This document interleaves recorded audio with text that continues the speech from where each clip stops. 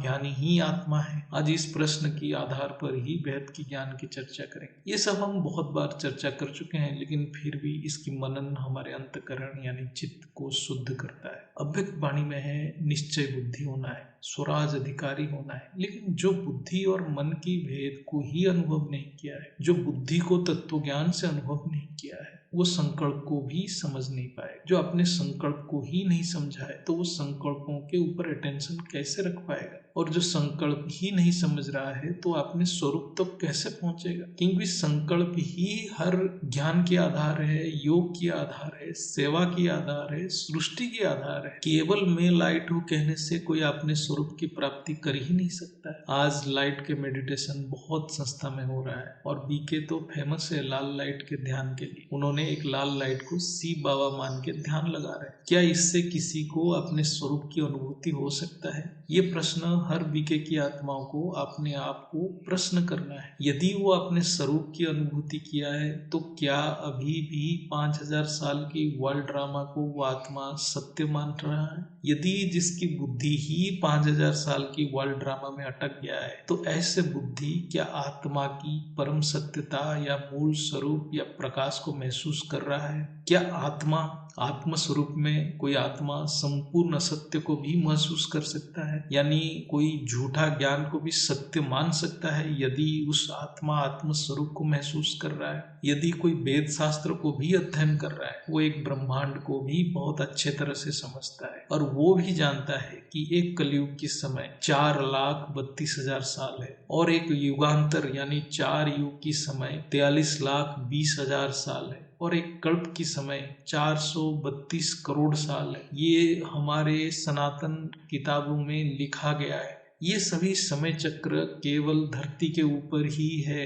ये परम धाम की समय नहीं है। जो नास्तिक है यानी स्थूल विज्ञान को भी मानता है, वो भी जानता है कि इस यूनिवर्स या ये सृष्टि, ये गैलेक्सी का समय 13.7 बिलियन ईयर्स मतलब 13.7 अरब वर्ष है। तो ऐसा क्या तर्क है कि एक आत्मा जो कह रहा है, वो शिव बाबा से ध्यान लगा रहा है और कह रहा है मैं आत्मज्ञानी हूँ, मुझे सूक्ष्मता के अनुभव हो गया है, लेकिन बुद्धि में निश्चय है कि वर्ल्ड ड्रामा केवल 5000 साल है, यानी 5000 साल की एक कल्प की समय बोल रहा है। ये बहुत आश्चर्यजनक है। ऐसा क्या बीके की आत्मा के तर्क या प्रमाण है कि वो आत्मा वेद शास्त्र को ही झूठ मानने लगा है? क्या बीके की ज्ञान सनातन ज्ञान से संपूर्ण रूप से विमुख हो गया है? आज भी वेद शास्त्र को कौन झूठ मानता है? जो विधर्मी है यानी सनातन धर्म को नहीं मानते, ऐसे आत्माएं वेद शास्त्र को झूठ मानते।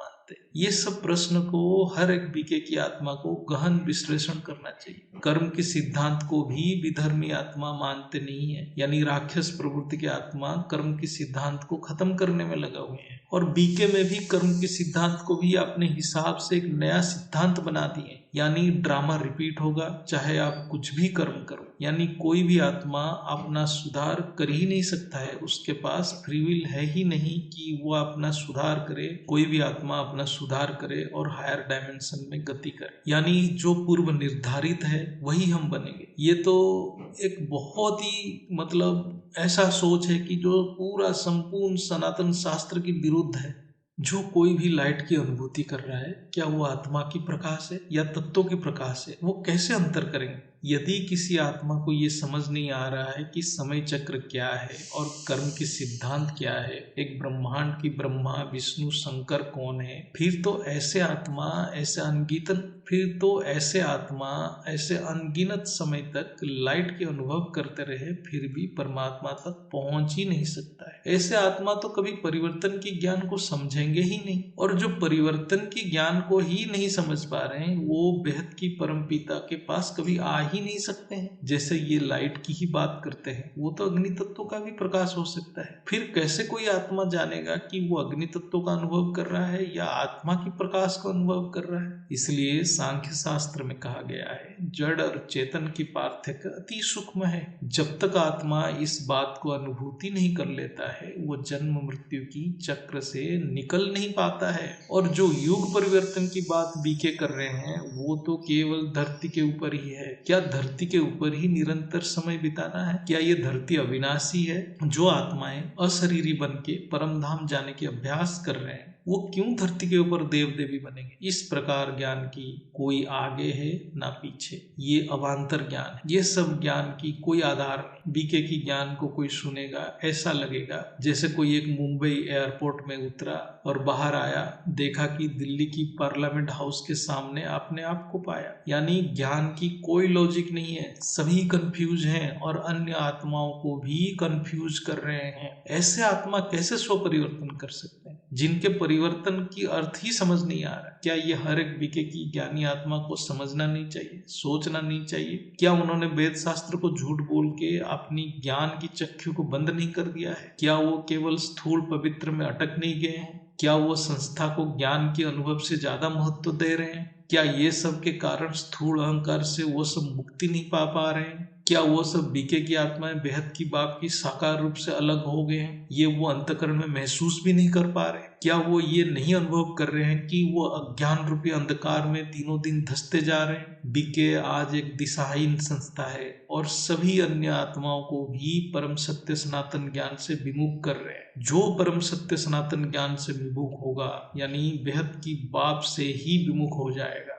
अभी हम सनातन शास्त्र की व्याख्या करें। जब हम बुद्धि की बात करते हैं तो ये बुद्धि क्या है, इसको हम तत्वों से समझेंगे। ये बुद्धि आत्मा की ही प्रकाश है, या आत्मा की एक सूक्ष्म शक्ति है। ये मन से भी सूक्ष्म है। जब आत्मा अपनी यात्रा में निकलता है तब आत्मा के ऊपर अनेक आवरण बनता है। आत्मा के ऊपर जितने आवरण हैं उतने बुद्धि की भी डायमेंशन है और उतने मन भी है। यानी हर आवरण में मन बुद्धि संस्कार रहता ही है। जो शरीर जागृत है वही मन बुद्धि संस्कार जागृत रहता है। आत्मा उसको अनुभव करता है और उसी के द्वारा संकल्प सर्जन होता है। यदि किसी की केवल स्थूल शरीर जागृत है तो उसकी संकल्प तमो प्रधान ही होगा। यदि किसी की सूक्ष्म और स्थूल दोनों जागृत है तो उसके संकल्प में तमोगुण कम होगा और रजोगुण बढ़ता जाएगा। यदि आत्मा की कारण शरीर भी जागृत है तो उसकी थोड़ा सत्वगुण भी जागृत रहेगा, तो उसकी संकल्प में थोड़ा सत्वगुण रहेगा।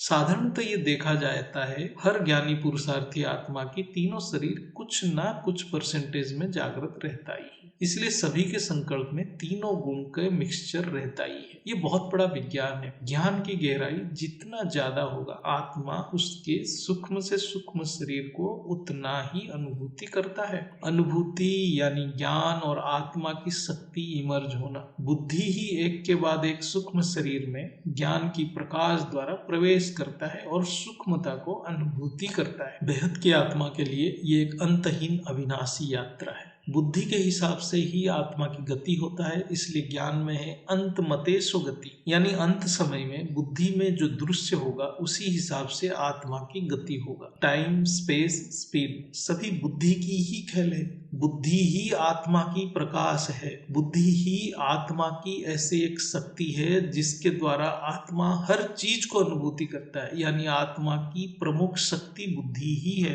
इसलिए कहा जाता है बुद्धि ही निर्णय करता है। यानी बुद्धि हर विषय, वस्तु, परिस्थिति को परखता है। उसी के हिसाब से आत्मा सृष्टि को बोध करता है। आत्मा जो बोध करता है उसी के आधार पर संकल्प की रचना करता है। बोध यानी अनुभूति। बुद्धि के द्वारा आत्मा सब कुछ बोध करता है, लेकिन बुद्धि की अनेक डायमेंशन है। बुद्धि जिस डायमेंशन में अर्थात आत्मा की जिस शरीर जागृत है उसी के संस्कार के प्रभाव में बुद्धि रहेगा, अर्थात उसी चश्मे से ही आत्मा निर्णय लेगा। यानी हर विषय का या वस्तु या दृश्य को बुद्धि वो संस्कार के हिसाब से विश्लेषण करेगा। यही है बुद्धि की परखने की शक्ति। लेकिन बुद्धि तमो है तो निर्णय तमो होगा, बुद्धि सत्व है तो बुद्धि की निर्णय सत्व होगा, यानी संकल्प भी सत्व होगा। बुद्धि की निर्णय शक्ति ही संकल्प की कारण है। इसलिए बुद्धि ही आत्मा की एक ऐसा साधन है जिससे आत्मा सृष्टि को बोध करता है। इसलिए ज्ञान सर्वोपरि है। इसलिए जो आत्मा अभी भी 5000 साल वर्ल्ड ड्रामा में है और केवल इस धरती के ऊपर समय परिवर्तन की कल्पना में लगा हुआ है,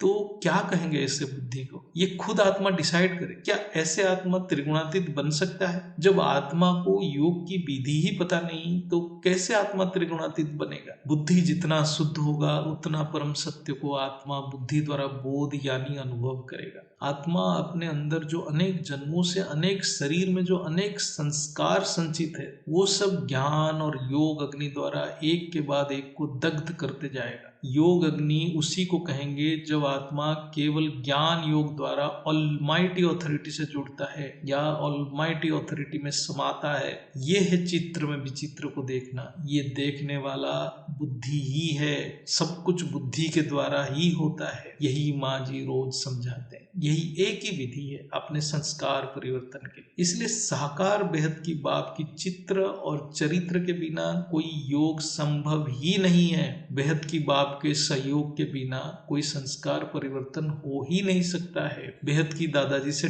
डायरेक्ट पावर के बिना कोई संस्कार परिवर्तन हो ही नहीं सकता है। ये बुद्धि में रहना चाहिए। आज जितने भी गुरु या भगवान बन के धरती के ऊपर बैठे हैं, क्या कोई भी किसी आत्मा की कर्म बंधन की रेस्पॉन्सिबिलिटी ले सकता है? नहीं। फिर भी लोग उनके पास जा रहे हैं क्योंकि गुरु या भगवान बनना आज एक व्यवसाय बन चुका है। यहाँ बेहद की बाप गारंटी ले रहे हैं कि उनको याद करो, आत्मा में निश्चित पावर मिलेगा और पावर से कर्म बंधन कटेगा, यानी संस्कार परिवर्तन होना ही है और आत्मा जीवन मुक्ति की ओर गति करेगा। ऐसा कोई गारंटी धरती के ऊपर साकार में दे सकता है? फिर ये जो गारंटी को प्रैक्टिकल में यहाँ बेहद की ज्ञान में आत्मा अनुभूति भी करता है। जो बेहद की आत्माएं हैं इसको ज्ञान द्वारा इसको अनुभूति भी करते हैं। ऐसे अनेक आत्माएं हैं बेहद की ज्ञान में जो हम सब आनंद भाई के पॉडकास्ट के चैनल में देख सकते हैं। इसका मतलब बुद्धि से ही बोध होता है और बोध अंतकरण यानी चित्त में होता है। ये चित्त अति सूक्ष्म है। ये वेद शास्त्र वाले भी समझ नहीं पाते हैं ये चित्त क्या है। ये केवल बेहद की आत्मा ही समझ पाए जो गहराई में दादाजी के हर एक वीडियो को सुने हैं। पुरुषार्थ जितना बढ़ता है ये चित्त सूक्ष्म से सूक्ष्म होता जाता है और अति सूक्ष्म स्पंदन को अनुभव यानी बोध कर लेता है। यही अति सूक्ष्म स्पंदन की अनुभव करने को ही बुद्धि की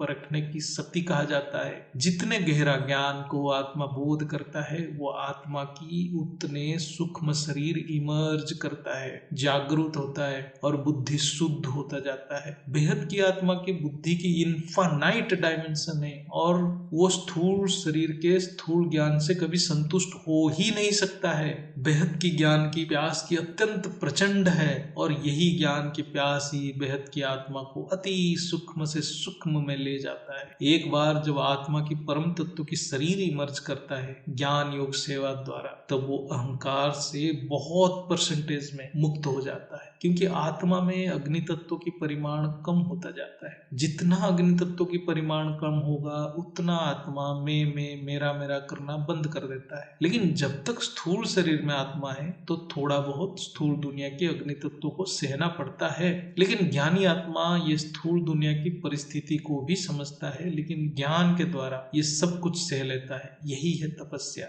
वो सामने वाला को महसूस करता है लेकिन कोई प्रतिक्रिया नहीं करता है। अभी तक जो भी हम चर्चा की इसके सारांश से बुद्धि से ही बोध होता है और बुद्धि की अनेक स्तर है जिसको हम बुद्धि के अनेक डायमेंशन या स्तर कहते हैं। हर एक डायमेंशन में बुद्धि एक अपेक्षिक सत्य को अनुभव करता है। अपेक्षिक सत्य का अर्थ है आधा सच। संपूर्ण सत्य को पहले अनुभव नहीं कर पाता है, यानी बुद्धि आरंभ में परम सत्य यानी संपूर्ण सत्य को अनुभव नहीं कर पाता है। जितने जितने गहराई में जाता है, ज्ञान की गहराई में जाता है, जितना गहराई में बोध शक्ति बढ़ता है वो उतना परम सत्य को निकट जाता है। अपेक्षिक सत्य यानी रिलेटिव ट्रुथ। संपूर्ण सत्य को अनुभव करने के लिए बुद्धि संपूर्ण शुद्ध होना नित्यांत आवश्यक है। ये परम सत्य अवस्था हर आत्मा के लिए अलग अलग है। कोई भी आत्मा को अन्य किसी भी आत्मा के साथ तुलना नहीं किया जा सकता। हर एक आत्मा अद्वितीय है। आइंस्टाइन ने भी जो थ्योरी ऑफ रिलेटिविटी के सिद्धांत को डिस्कवरी किए थे वो भी एक अपेक्षिक सत्य है। ये एक बहुत ही लोअर डायमेंशन की बुद्धि की सत्य है, यानी ये भी एक स्थूल जगत की सत्य है, परम सत्य नहीं है। परम सत्य ऊंचते ऊंच डायमेंशन की ज्ञान। योगी परम सत्य तक पहुंचने के लिए अनेक डायमेंशन यानी स्तरों के बुद्धि की शोधन करके पार करता है। यानी बुद्धि जितना शोधन होता है उतना ऊपर की डायमेंशन की ज्ञान को रिसीव करता है। योग द्वारा वो एक के बाद एक अपेक्षिक सत्य को पार करते करते परम सत्य तक पहुंच जाता है। ये योगी ही कर सकता है। ये स्थूल शरीर में बहुत कम आत्माएं हैं जो परम सत्य तक पहुंच पाते हैं। इसलिए बहुत सारे आत्मा के लिए ये आत्मा की यात्रा अर्थात रिटर्न जर्नी मृत्यु के बाद सूक्ष्म डायमेंशन में भी होता है, यानी सूक्ष्म शरीर में भी होता है। ये बुद्धि की खेल है। यही बुद्धि की शक्ति को ही लाइट कहा जाता है। स्थूल जगत में लाइट की अर्थ है अग्नि तत्व, बेहद ज्ञान में लाइट की अर्थ है ज्ञान रूपी प्रकाश यानी बुद्धि की सूक्ष्मता। इसलिए ज्ञान में कहा जाता है कि चित्र में विचित्र को देखो। ये जो स्थूल लाइट को ध्यान में यूज करते हैं वो केवल पहले मन की एकाग्रता के लिए यूज किया जाता है, लेकिन उसको योग नहीं कहा जाएगा। योग तो केवल परमपिता के बेहद ज्ञान से ही होगा। बेहद की आत्मा के लिए बेहद की धैर्य होना चाहिए, क्योंकि स्थूल जगत में कर्म के साथ साथ संस्कार परिवर्तन करना एक बहुत बड़ा पुरुषार्थ है। मेरे अनुभव में केवल एक कर्म योगी ही ये कर सकता है, वो भी बेहद की ज्ञान में जो है। बहुत बड़े बड़े साधु सन्यासी भी संस्कार परिवर्तन नहीं कर पाते हैं, क्योंकि ये केवल बेहद की ज्ञान के द्वारा ही और साकार बाप की सहयोग से ही संभव है। केवल बेहद की बाप को मानने से बेहद की बाप की मदद मिलता है, लेकिन बुद्धि की गहराई में खुद को ही जाना पड़ेगा, अनुभूति खुद को ही करना पड़ेगा। बेहद की बाप केवल मदद कर सकते हैं ज्ञान के द्वारा। मेरे हिसाब से जो भी पावरफुल आत्मा है वो बहुत गुप्त रूप में पुरुषार्थ घर गृहस्थ में कर ही रहे हैं। ज्ञान तो फ्रीली अवेलेबल है ही यूट्यूब, गहराई में जाना वो तो खुद ही जाएगा। लेकिन केवल पुरुषार्थ से कुछ नहीं होगा, उसके लिए बेहद की बाप की डायरेक्ट सहयोग चाहिए। ये केवल दादाजी के ज्ञान में ही संभव है और माँ जी के वाणी की योग शक्ति से ही संभव है। दोनों, माँ जी के वाणी की योग शक्ति की अनुभव करना है और दादाजी के ज्ञान को भी अनुभव करना है, तभी बेहद की बाप के साकार बाप के डायरेक्ट सहयोग मिलेगा। मुझे भी ज्ञान समझने में बहुत समय लगा। वेद शास्त्र को पढ़ाई और दादाजी के ज्ञान के विश्लेषण से और दादाजी माँ जी के कृपा से थोड़ा थोड़ा समझ आया, नहीं तो मैं भी शब्द में उलझ जाता था। ये अव्यक्त वाणी, वेद शास्त्र, आज की पुरुषार्थ, ये सब शब्द की मेला है, इसमें भी आत्मा उलझ जाता है। इसलिए गहराई में जाने की प्रयत्न करते रहना है। बापूजी माँ जी के वीडियो के साथ साथ अनंत भाई के पुराने डेली मेडिटेशन में बहुत सारे वेद शास्त्र के वीडियो भी है, उसको भी देख के थोड़ा गहराई में जाते रहना है। साखी दीदी की मेडिटेशन वीडियो की कमेंट्री से भी ज्ञान की अनुभूति कर सकते हैं। जहां भी ज्ञान की गहराई है वो देखते जाना है, या यूट्यूब में कोई अच्छा ज्ञान की वीडियो है जिससे बापूजी के ज्ञान अच्छा समझ आएगा, वो भी देखते रहना है। यदि बापूजी के वीडियो से डायरेक्ट ज्ञान की अनुभूति होता है तो ये सबसे अच्छा है। और ये ज्ञान की समय ज्यादा है ही नहीं, ये खत्म हो रहा है, इसलिए समय को वेस्ट नहीं करना है। आत्मा को अपने हिसाब से पुरुषार्थ करते रहना है। सभी आत्मा के लिए अलग अलग प्रोसेस है। अपने लिए कौन सा उपाय सटीक है वो खुद चयन करना है। किसी को समझाने से अच्छा अपना रास्ता खुद चुन लेना है। सभी आत्मा की अपनी एक गुण धर्म है, उसके गुण धर्म के हिसाब से जो उसको ज्यादा उचित लगता है वही रास्ता अपनाना है, उसी को फॉलो करना है। बहुत सारे ज्ञान के वीडियो बापूजी के चैनल में है, पर्टिकुलरली जो साइंस के ऊपर ज्यादा फोकस्ड है उनको आध्यात्म की ओर ज्यादा अपने बुद्धि को मोड़ना है, नहीं तो आत्मा में पावर नहीं आएगा। और बिना पावर बुद्धि सूक्ष्म होने में और बुद्धि की समझ डेवलप होने में, मतलब सूक्ष्म समझ डेवलप होने में समय लगेगा। बिना पावर बुद्धि में बोध होने में समय लगेगा। बल्ब लेट जलेगा यानी प्रकाश आने में समय लगेगा। मुझे भी पहले ये सूक्ष्म समझ नहीं हो रहा था, अभी तक बुद्धि और बोध की समझ हो गया होगा। अब समझते हैं ये चेतन क्या है। चेतन की शक्ति है बुद्धि और चेतन की गुण है बोध होना, यानी बुद्धि से बोध केवल चेतन के द्वारा ही होगा। कोई जड़ वस्तु अपने आप बोध नहीं कर सकता है या कोई जड़ वस्तु अपने आप संकल्प नहीं कर सकता है। सबसे प्रमुख गुण है चेतन की बोध करना यानी अनुभूति करना। हर एक अनुभूति संस्कार बनता है। चेतन की प्रवाह से ही बुद्धि मनन करता है और अनुभूति करता है। बुद्धि जितना शुद्ध होगा चेतन की शक्ति यानी परम प्रकाश की शक्ति उतने ज्यादा प्रवाह होगा और उतना ही सूक्ष्म ज्ञान की बोध या अनुभूति आत्मा में होगा। इसलिए बुद्धि की शुद्धता बहुत महत्वपूर्ण है। जैसे जैसे आत्मा में परम पिता से पावर आता है उतने ही सूक्ष्म बोध होता जाता है और बुद्धि शुद्ध होता जाता है। ये सब प्रोसेस एक साथ क्वांटम स्पीड से होता है, अर्थात बुद्धि शुद्ध होना, चित्त में दिव्यता की बोध होना और आत्मा की संस्कार परिवर्तन होना, ये सब एक साथ होता है। यहाँ सबसे महत्वपूर्ण है बुद्धि समर्पण होना। चेतन शक्ति यानी परमपिता की पावर केवल बुद्धि की समर्पण से ही प्राप्त होता है। ये एक स्वाभाविक प्रोसेस है। बेहद की बाप से जितना प्रेम है उतना आत्मा में पावर आता है। ये प्रेम या स्नेह ही एक तार जैसा है जो बाप से बच्चे को जुड़ता है। पावर रिसीव करने के लिए एक साथ दोनों यानी लॉफुल यानी स्नेह और नॉलेजफुल यानी ज्ञानी होना पड़ेगा। अर्थात केवल स्नेह से काम नहीं बनेगा, नॉलेज यानी ज्ञान भी होना जरूरी है। बेहद की परम ज्ञान को महसूस करना जरूरी है। इसलिए पावर सभी को मिलता है, लेकिन ग्रहण अपने सामर्थ्य से होता है। नॉलेजफुल नहीं होने से पावर आएगा लेकिन संचय नहीं होगा, नष्ट हो जाएगा। हर आत्मा की सामर्थ्य अलग अलग है, ये उसकी रचना के ऊपर निर्भर है। लेकिन हर आत्मा को अपने फुल पोटेंशियल यानी संपूर्ण सामर्थ्य को अनुभव करना उसकी जन्म सिद्ध अधिकार है और उसके लिए हर आत्मा को संपूर्ण प्रयत्न प्रयास करना ही होगा। इसी को ही पुरुषार्थ कहा जाता है। आत्मा अपने संपूर्ण शक्तियों को अनुभव करने को ही पुरुषार्थ कहा जाता है। आत्मा अपनी संपूर्ण शक्ति को जाने, ये उसकी लक्ष्य होना चाहिए। हर आत्मा अपने मूल स्वरूप को जाने, ये हर एक ज्ञानी आत्मा की लक्ष्य होना ही चाहिए। नहीं तो उसको हम ज्ञानी कह ही नहीं सकते हैं। वो इस स्थूल धरती पे कितना भी बड़ा पोस्ट में हो,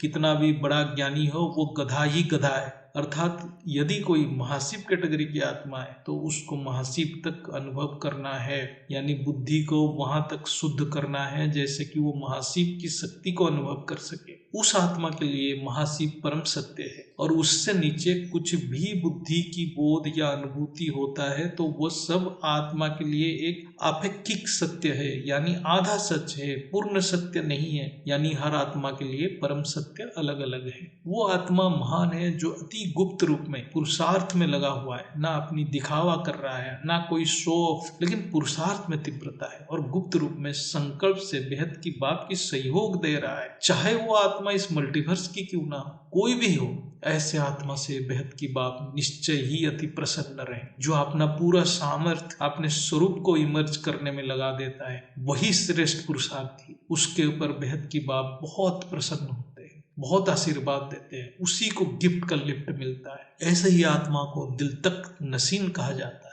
जिसको बेहद की बाप ज्ञान दिए हैं, जिसको रचना किए हैं, वो बेहद की ज्ञान से विमुख है, ये देख लीजिए। लेकिन जो रचना की रचना है, वो दिन रात बाप की याद में सेवा कर रहे हैं। ऐसे आत्मा को तो नमन करना चाहिए।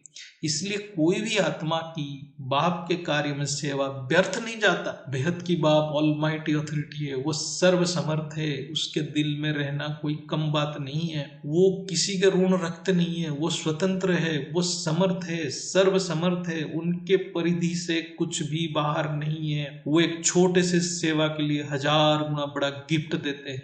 वो गिफ्ट वो आत्मा को कहां से कहां ले जाएगा वो सोच भी नहीं सकता है। इसलिए सिर्फ पुरुषार्थ करना है। कहाँ की आत्मा, कौन सा पीढ़ी क्यों, ये सब भूल के केवल पुरुषार्थ ही करते जाना है। यही बेहद की ज्ञान की सार। जो आत्मा में एक ही प्रेरणा है कि मैं अपने मूल स्वरूप का अनुभव करूं, ऐसे आत्मा कोई साधारण आत्मा नहीं है। जो जैसा है वो उसी को खोजेगा। यानी एक देवता अपने अंदर देवत्व को ही खोजेगा, एक असुर अपने अंदर असुरत्व को ही खोजेगा। जो परमात्मा है वो अपने अंदर परम तत्व को ही खोजेगा। यानी पुरुषार्थ से हर एक आत्मा की बुद्धि शुद्ध होता रहता है और बुद्धि एक के बाद एक डायमेंशन में गति करता है और अंत में वो बुद्धि इतना शुद्ध होता है केवल वो अपने स्वरूप को ही महसूस करता है। यानी वो बुद्धि में आत्मा की निर्मल विशुद्ध स्वरूप ही प्रतिबिंबित होता है। अर्थात उस समय चित्त में बुद्धि, बोध और आत्मा की स्वरूप सब एकाकार हो जाता है। यानी अपने स्वरूप को आत्मा बुद्धि से खुद अनुभव करता है। यही सर्वोच्च अवस्था है। उस आत्मा के लिए इससे और ज्यादा शुद्ध बुद्धि और कुछ हो ही नहीं सकता है। यानी बुद्धि उस आत्मा के लिए जो भी हाईएस्ट डायमेंशन है वहां तक पहुंच गया है। तभी बुद्धि अपने रचयिता के ऊपर 100% निश्चय होता है। तभी बुद्धि एक रस होता है। इसी बुद्धि को योग सूत्र में ऋतुम भरा प्रज्ञा कहते हैं। यानी जब बुद्धि ऊंचते ऊंच स्तर यानी डायमेंशन में पहुंच जाता है, उसी को प्रज्ञा कहते हैं। प्रज्ञा यानी जब बुद्धि केवल परम सत्य को अनुभव करता है।